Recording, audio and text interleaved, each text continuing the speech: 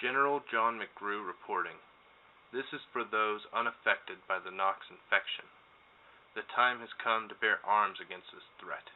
They may be your family, they may be your friends. Do not hesitate to pull the trigger. How did everything fall apart so quickly? Let's start at the beginning. Weeks before the outbreak, a foul smell was noticed in the air of Knox Country. And yeah, it's Knox Country, not Knox County. The developers aren't American and thought Fort Knox was in Knox County, then they threw the entire region in a blender. It's a long story.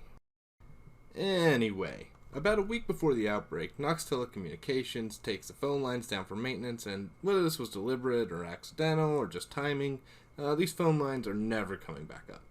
When the outbreak first begins, it's reported in the media as just being flu-like with some panic and confusion. Basically, no need to worry, it's not a big deal, but we are going to put up 2,500 miles of chain link fence topped with barbed wire and sandbags just to make sure. So several days later, in a TV interview, a retired general from Fort Knox area confirms that there is absolutely, positively, no secret military labs in the area that may or may not have been involved. Yeah, definitely. Of course, other theories emerge, like mad cow disease being spread by the local spiffos.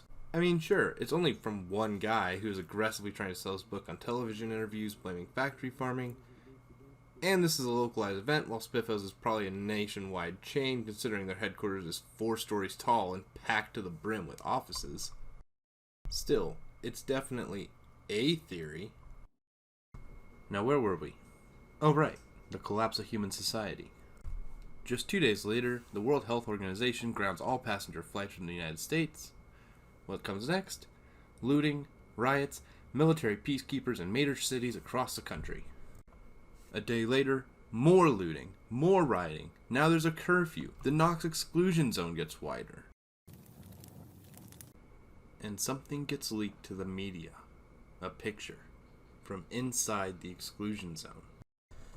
A 30-year-old man, blood around his mouth, blood on his clothes, one arm severely damaged, nearly dangling, and yet he's totally unfazed.